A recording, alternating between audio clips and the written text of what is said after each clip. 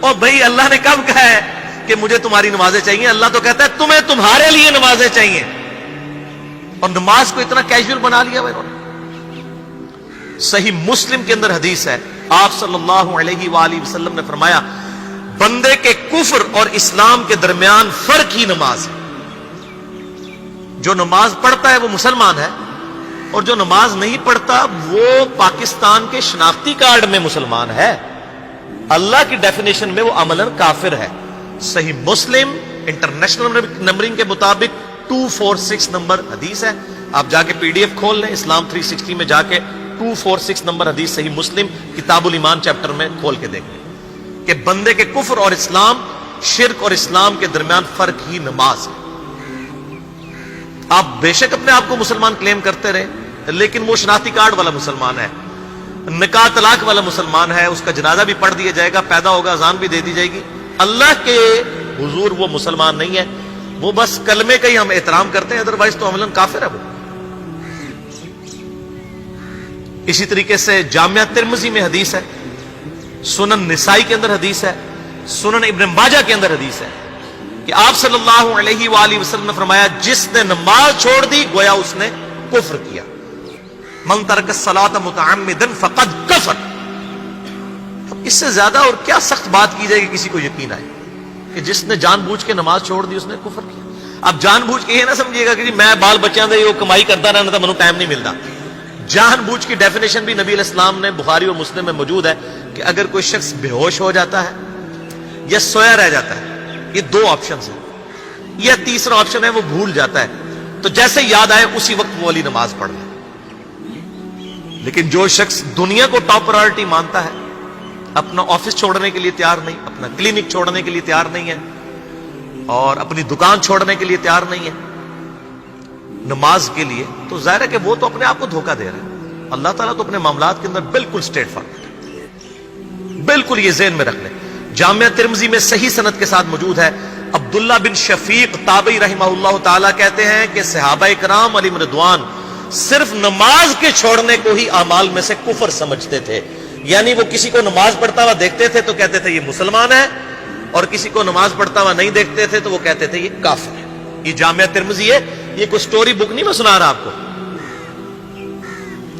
مسند احمد میں صحیح سند کے ساتھ حدیث ہے، نبی صلی اللہ علیہ وآلہ وسلم نے معاذ ابن جبل سے فرمایا معاذ اللہ کے ساتھ کسی کو شریک نہ ٹھہرانا، خواہ تمہارے ٹکڑے ٹکڑے کر دیے جائیں، تمہیں سولی پہ چڑھا دیا جائے، تمہیں آگ میں جلا دیا جائے، اللہ کے ساتھ کسی کو شریک نہ ٹھہرانا، اور معاذ نماز بھی نہ چھوڑنا، کیونکہ جس نے نماز چھوڑ دی اللہ تعالیٰ کے ذمہ کرم سے وہ نکل گیا، اللہ کے حضور اس کے لیے کوئی حصہ نہیں ہے جس نے نماز چھوڑ دی۔ کتنا کریٹیکل ایشو ہے۔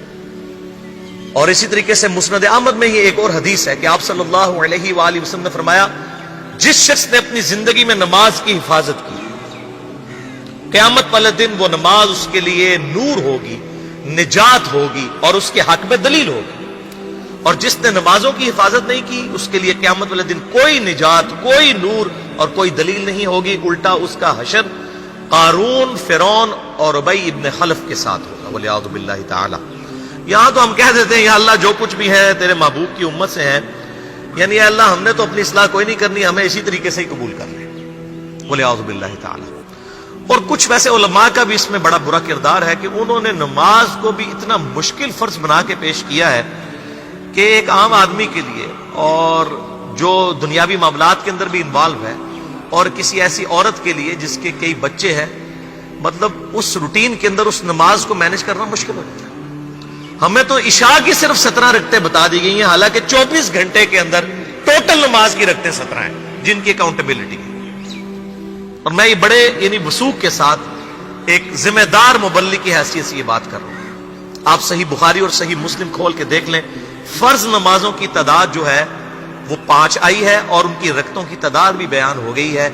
فجر کے 2 فرض، ظہر کے 4 فرض، عصر کے 4، مغرب کے 3 اور عشاء کے 4، اور سفر میں سارے 2 فرض ہیں، مغرب کے 3، یہ ٹوٹل 17 رکھتے ہیں جن کی اکاؤنٹیبلٹی۔ باقی جنہ گڑ پاؤ گے اتنا میٹھا، وہ ساری نفلی عبادت ہے۔ وہ بخاری اور مسلم دونوں میں حدیث ہے، جس نے فرض کے علاوہ 12 رکعتوں میں استقامت کی اور وہ 12 رکعتیں آپ صلی اللہ علیہ وآلہ وسلم نے پڑھ کے بھی بتائیں. اور امہات المومنین میں سے سیدہ عائشہ نے، سیدہ ام سلمہ نے، سیدہ ام حبیبہ رضی اللہ عنہن نے روایت بھی کی کہ 2 فجر سے پہلے، 4 ظہر سے پہلے، 2 ظہر کے بعد، 2 مغرب کے بعد، 2 عشاء کے بعد. یہ 12 سنت مؤکدہ، جس نے یہ پڑھی اسے جنت میں محل ملے گا. اگر کوئی نہیں پڑھتا تو گنہگاری والا معاملہ کوئی نہیں ہے. اسی طریقے سے اس کے علاوہ ایک اور وطر کی نماز ہے جو سنت مؤکدہ ہے. وہ سیدنا مولا علی رضی اللہ تعالیٰ عنہ علیہ السلام کا قول ہے کہ وطر سنت ہے، سنت ہے، سنت ہے، مگر اسے مت چھوڑو. ہے سنت ہے لیکن تاکیدی ہے. آپ صلی اللہ علیہ وآلہ وسلم نے سفر میں بھی وطر اور فجر کی 2 سنتیں پڑھی ہیں، لیکن یہ صرف افضلیت کے اعتبار سے تاکیدی ہیں، ان کی کاؤنٹیبلٹی کوئی نہیں ہے. البتہ یہ ضرور ہے، سنن ابی داؤد میں ایک حدیث ہے کہ جس کی قیامت والے دن فرضوں میں کوتاہی نکل آئے گی تو اللہ تعالیٰ فرمائے گا میرے بندوں کی جو نفلی اور سنت عبادت ہے اس کو تول لو اور فرضوں کے ایکویلنٹ قبول کر لو. تو آپ اگر یعنی سنتیں پڑھیں گے تو اس کے ایکویلنٹ نفلوں کی کوتاہی پوری ہو جائے گی، ادروائز اکاؤنٹیبلٹی اس کی کوئی نہیں ہے. یہ ذہن میں رکھیے گا.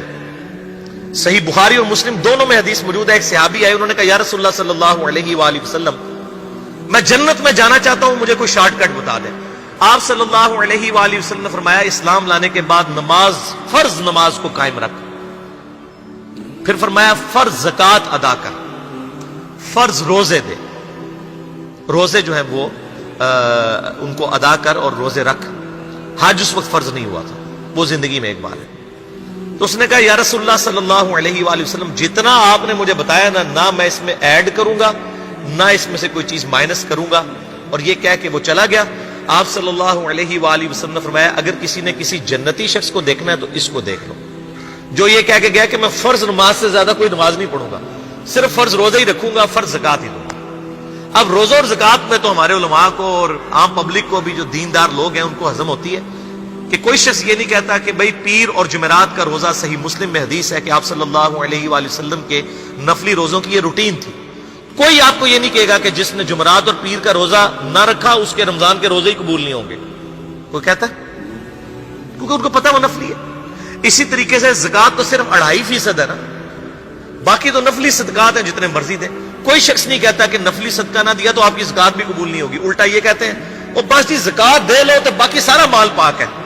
لیکن جب فرض نماز کی باری آتی ہے تو اس وقت وہ 12 رکھتے بھی سنت موقع بیچ میں گھسیٹ دیتے ہیں. وہ بھی صرف فضیلت ہے. ٹوٹل 17 رکھتے ہیں، 2 فجر کی، 4 ظہر، 4 عصر، 3 مغرب، 4 عشاء. یہ میں کو اپنے لیے گراؤنڈ نہیں بنا رہا، میں تو الحمدللہ اس کے علاوہ بھی نفلی عبادت کرتا ہوں. لیکن میں بتا رہا ہوں خدا کے لیے لوگوں کو دین ایسا مشکل نہ پیش کریں کہ جو نبی علیہ السلام نے امت کو وہ دین نہیں دیا ہوا. اپنی مرضی سے انجیکٹ نہ کریں دین، لوگوں کے لیے مشکلات نہ کھڑی کریں، ان کو فرض نماز تک رکھیں. پھر انشاءاللہ کئی لوگوں کو میں نے اس نے نماز شروع کروائی، انہوں نے سنت نماز بھی، نوافل بھی شروع کر دی ہیں. لیکن آپ کم از کم وہ ڈیٹم لیول تو اچیو کروائیں لوگوں کا.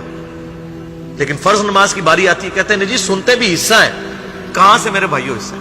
وہ 17 رکھتے ہیں، سنتیں پڑھیں گے ثواب ہے، نہیں پڑھتے گناہ کوئی نہیں. تو کم از کم فرض تو ادا کریں. اس کے لیے آپ کو ٹوٹل 24 گھنٹے میں میرے خیال ہے 40 منٹ بھی نہیں چاہیے فرض پڑھنے کے.